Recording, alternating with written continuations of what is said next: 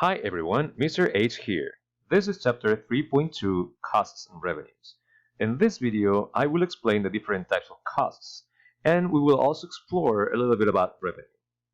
Let's get started. Let's first define revenue. Revenue is the amount of money that is generated from the sales of goods and services. So all the money that comes in from the business activity, from selling the goods or providing services, all that money that comes in is called the revenue. On the other hand, we have the costs, and that's all the money that goes out of the business, is the expenditure incurred to run the operations of the business. Okay, so all the money that goes out to make the business possible, to make the product or the service possible, they are costs. Okay, so you get the revenue, all the money that gets in, all the costs, all the money that goes out. You subtract the cost from the revenue, and what you get is the profit. The profit is your financial gain, and it's the difference between revenues and costs. Naturally, in order to get profit, you have to make sure that your revenue is higher than your costs. Let's talk about costs a little bit more. There are different ways to understand costs. In this video, I'm going to show you two ways to classify them. First, we have fixed costs. Okay, these costs do not change. They do not depend on the number of goods or services produced. So let's say you sell brownies. It doesn't matter if you bake 10, 100, 1,000, 10,000 brownies. Every week, every month, or every year, you are paying for these costs the same all the time. Okay, some examples of these costs can be the rent for a specific building or property every month, the insurance you pay every month, okay, to keep everything safe, the leasing for specific equipment, which is usually monthly too, the monthly salaries if they are fixed for every single worker or employee every single month.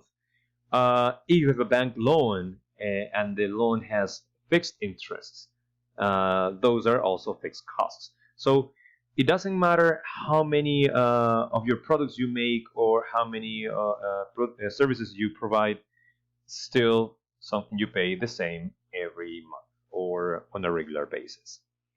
On the other hand, we have variable costs. They do change depending on the number of goods or services produced or provided. So you make more, you spend more. Okay, you serve more, you spend more on them. Some examples of variable costs are raw materials, of course. I mean, you have to bake more brownies, keeping the previous example. Then you have to buy more ingredients, so you're spending more money. If you have a sales force that are paid according to how many of the products they sell, then you pay for sales commissions, and that's a variable cost because it would change according to the number of products. If you are paying your employees, the ones who are in charge of manufacturing, according to the number of products they make or they manufacture, then you have piece rate labor costs. You're paying according to the number of products. Also, packaging is another example of possible variable costs. Between fixed costs and variable costs, we have semi-variable costs. These are the type of costs that keep some characteristics of fixed costs. There's a part of the cost that never changes, but there's another part that usually change. Two possible examples are, for example, utilities. For example, utilities are power, water. I mean, electricity, water, phone services, internet services. Sometimes, let's say, phone services. You have a monthly pay, a monthly fee you have to pay in order to have that service available to you every month. But additionally, you also have to pay according to the number of phone calls that you make or the minutes you spend on a phone call. So you have this kind of cost has two pays. One fixed one, a fixed cost, the fee you pay every month, and the variable one, which is depending on the phone calls, the minutes, or the number of phone calls that you make. So this is why we say that most utilities, if not all, are semi-variable costs. There's usually a fixed part that you pay every month. It doesn't matter if you use it or not.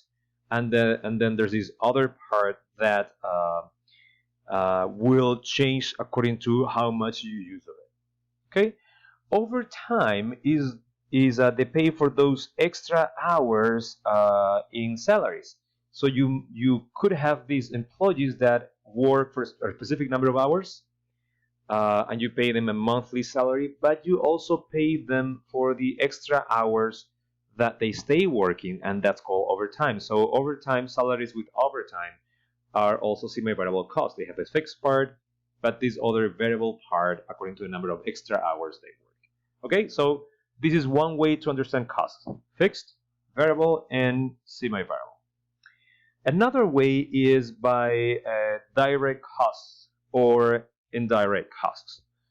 Direct costs are those costs directly related to the production of goods or services.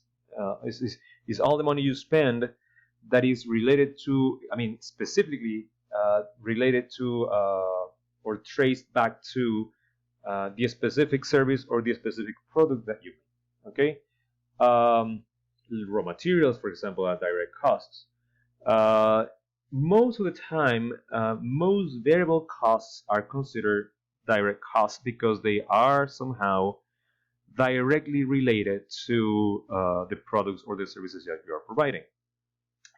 On the other hand, we have indirect costs, and they are not directly related to the production of goods or services. These are costs that can be administrative, when you pay for all the extra employees that do all the administrative work. They are not related to the production part. They are not the production force or the manufacturing force. Therefore, they are indirect costs. And any other costs. Most fixed costs, like the other, are usually indirect costs. They are also known as overheads. Okay, so this is a second way to understand or classify costs: direct or indirect. Now, let's go back a little bit to the concept of revenue. We already said that revenue is the money generated from sales of goods and services. Okay, so we usually understand our revenue as the money that we get in from the actual business activity, from selling the products or providing the service. It is also known as sales revenue or turnover. These are other two words that you can find in literature about finances. So it's total revenue, sales revenue, or turnover.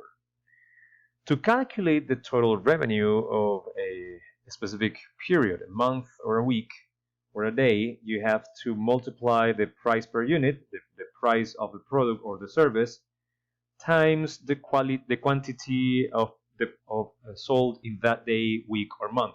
So you keep track of how much you're selling, how many products or services you're providing. You multiply that by the price, then you get the total revenue. Okay, this is your main stream as a business. So as a business, the revenue from sales, the sales revenue, is your main stream, or revenue stream is your main source of money. However, there are other possible revenue streams. There are other possible sources of money that are also considered revenue.